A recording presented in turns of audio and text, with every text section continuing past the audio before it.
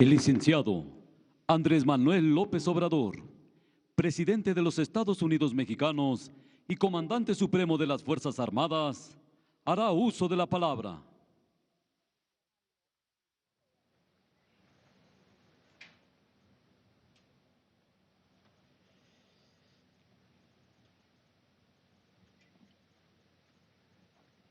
Excelentísimo señor Miguel Díaz-Canel, presidente de la República de Cuba, general Luis Crescencio Sandoval González, secretario de la Defensa, almirante José Rafael Ojeda Durán, representantes del Gobierno de México, del Poder Ejecutivo, Legislativo y Judicial, pueblo de México, amigas, amigos todos.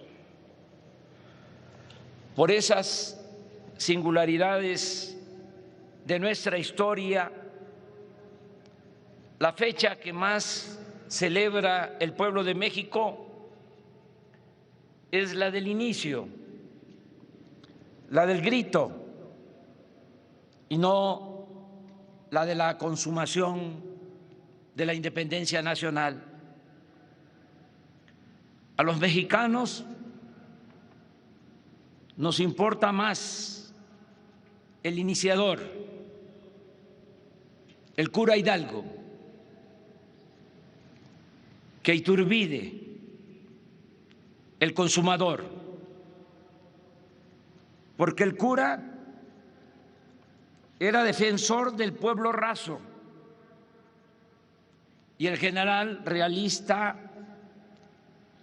representaba a la élite, a los de arriba, y solo buscaba ponerse la diadema imperial. Hidalgo fue otra cosa. A él le tocó con Allende, Aldama,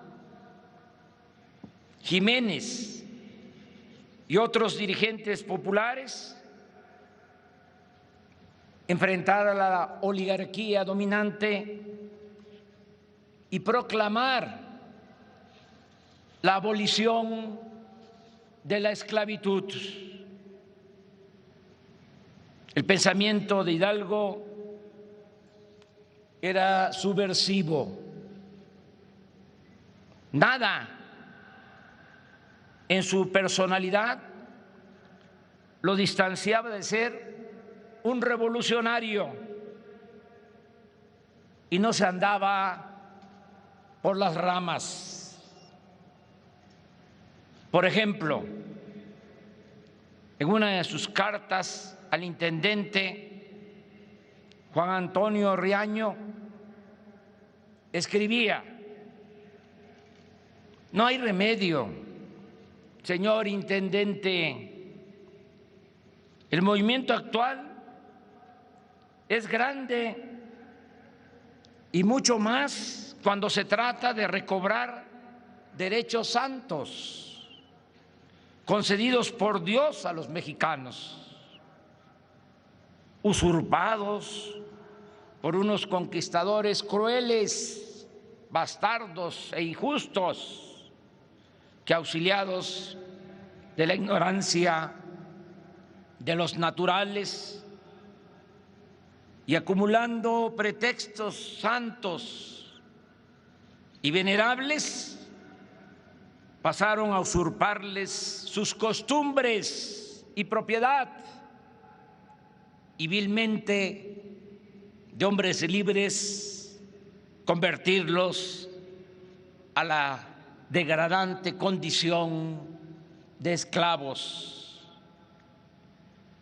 Al mismo tiempo, Hidalgo era un hombre profundamente humano, un auténtico cristiano. Así lo demuestra el hecho de que para evitar el degüello de miles de oponentes realistas, pero también de inocentes, prefirió quedarse en el Cerro de las Cruces y no tomar la Ciudad de México, que estaba prácticamente rendida. Sin embargo, sus adversarios nunca le perdonaron la osadía de querer igualar a los pobres con las clases más favorecidas. Baste recordar el juicio en que lo excomulgan y la manera en que lo asesinan. Le cortan la cabeza y le exhiben como escarmiento por más de 10 años en la plaza principal de Guanajuato. Ningún dirigente en la historia de México ha recibido más insultos que el cura Hidalgo. Paco Ignacio Taibo hace un recuento de todos los improperios: endurecida alma, escolástico sombrío, monstruo, taimado,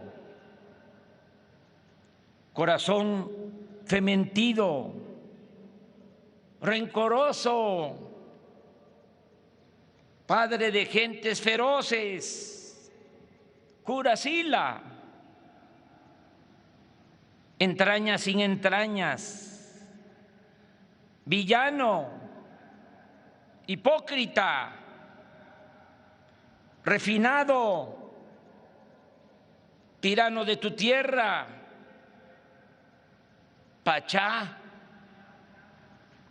locura, imprudentísimo bachiller, caco, malo, malísimo,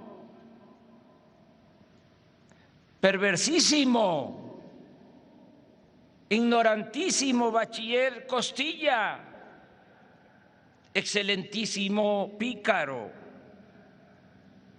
homicida, execrable majadero, badulaque, borriquísimo, primogénito de Satanás, malditísimo ladrón, liberticida, insecto venenoso, energúmeno, archiloco americano. Por si fuese poco, en el juicio de excomunión lo llaman demagogo, desnaturalizado y frenético. Él se defendía respondiendo que actuaba con apego a su conciencia, y es célebre la frase que dirige a sus acusadores: abrid los ojos, americanos, no os dejéis seducir de nuestros enemigos. Ellos no son católicos, sino por política. Su Dios es el dinero y las combinaciones solo tienen por objeto la opresión. ¿Creéis acaso que no puede ser verdadero católico el que no esté sujeto al déspota español? En fin, si Hidalgo no hubiese sido auténtico como lo era, no lo hubiesen sacrificado con tanta hazaña como lo hicieron con Jesús Cristo. Sin embargo,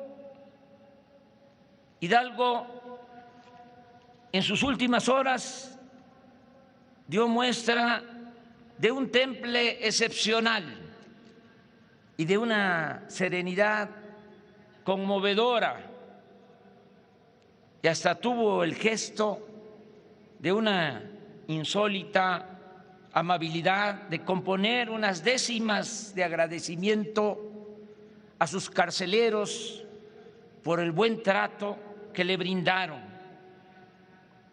Una de ellas, dedicada al cabo Manuel Ortega, dice así: Ortega, tu crianza fina, tu índole y estilo amable siempre te harán apreciable, aún con gente peregrina. Tiene protección divina la piedad que has ejercido con un pobre desvalido que mañana va a morir y no puede retribuir ningún favor recibido. Lo que le permitió al padre de la patria enfrentar la muerte con aplomo y tranquilidad fue la paz con su conciencia, la certeza de que con fidelidad a sus principios y valores había hecho lo correcto y lo que era necesario para el bien del pueblo al que se debía. Cuando lo iban a fusilar a 4 metros de distancia, los soldados temblaban. Le dieron varios tiros sin matarlo y el sargento del pelotón tuvo que ordenar a 2 de ellos que le pusieran las bocas de los fusiles directamente en el corazón. Después de matarlo, le cortaron la cabeza y junto con las de Allende, Aldama y Jiménez, las colocaron en cada esquina del edificio de la Alhóndiga de Granaditas. Nosotros, los mexicanos, nos sentimos orgullosos de este héroe y de muchos más, porque aquí, en México, como en ninguna otra parte, el movimiento independentista no se inició por simples reacomodos en las cúpulas del poder, ni se gestó únicamente por un sentimiento nacionalista, sino que fue fruto de un anhelo de justicia y de libertad. Por ello, el grito de libertad y justicia va antes que el de la independencia política. No obstante, este ideal profundo representó todo un desafío para los potentados, quienes lograron contenerlo y postergar su realización durante 100 años, porque es hasta un siglo después de consumada la independencia que otro grito, el de la Revolución Mexicana de 1910, empezara a convertir en realidad los sueños y los ideales de los curas Miguel Hidalgo y José María Morelos, de Josefa Ortiz de Domínguez, de Leona Vicario, de Juan Aldama, de Ignacio Allende, de José Mariano Jiménez y de muchos otros dirigentes, mujeres y hombres que comenzaron la lucha por la emancipación auténtica del pueblo de México. El día de hoy recordamos esa gran gesta histórica y la celebramos con la participación del presidente de la República de Cuba, Miguel Díaz-Canel, quien representa a un pueblo que ha sabido, como pocos en el mundo, defender con dignidad su derecho a vivir libres e independientes, sin permitir la injerencia en sus asuntos internos de ninguna potencia extranjera. Ya he dicho y repito, podemos estar de acuerdo o no con la Revolución Cubana y con su gobierno, pero el haber resistido 62 años sin sometimiento es una indiscutible hazaña histórica. En consecuencia, creo que por su lucha en defensa de la soberanía de su país, el pueblo de Cuba merece el premio de la dignidad. Y esa isla debe ser considerada como la nueva Numancia, por su ejemplo de resistencia. Y pienso que por esa misma razón debiera ser declarada Patrimonio de la Humanidad. Ahora solo agrego que el gobierno que represento llama respetuosamente al gobierno de Estados Unidos a levantar el bloqueo contra Cuba, porque ningún Estado tiene derecho a someter a otro pueblo, a otro país. Es preciso recordar lo que decía George Washington: las naciones no deben aprovecharse del infortunio de otros pueblos. Dicho con toda franqueza, se ve mal que el gobierno de Estados Unidos utilice el bloqueo para impedir el bienestar del pueblo de Cuba, con el propósito de que éste, obligado por la necesidad, tenga que enfrentar a su propio gobierno. Si esta perversa estrategia lograse tener éxito,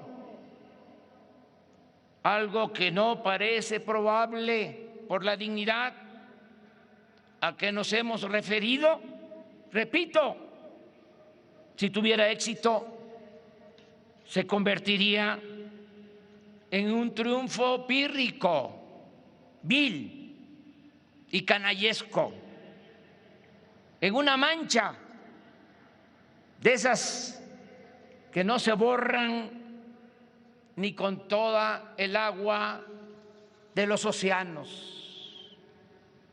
Es mejor el entendimiento, el respeto mutuo y la libertad sin condiciones ni prepotencia. Todavía vive, y desde esta plaza principal de México le enviamos un saludo al presidente Jimmy Carter, quien supo entenderse con el general Omar Torrijos para devolverle a Panamá el canal y su soberanía. Ojalá que el presidente Biden, quien posee suficiente sensibilidad política, actúe con esa grandeza y ponga fin para siempre a la política de agravios hacia Cuba. En la búsqueda de la reconciliación también debe ayudar la comunidad cubano-estadounidense, haciendo a un lado los intereses electorales o partidistas. Hay que dejar atrás resentimientos, entender las nuevas circunstancias y buscar la reconciliación. Es tiempo de la hermandad y no de la confrontación, como lo señalaba José Martí. El choque puede evitarse con el exquisito tacto político que viene de la majestad, del desinterés y de la soberanía del amor. ¡Que viva la independencia de México! ¡Que viva la independencia de Cuba! ¡Que viva la independencia de todos los pueblos del mundo! ¡Que viva la fraternidad universal!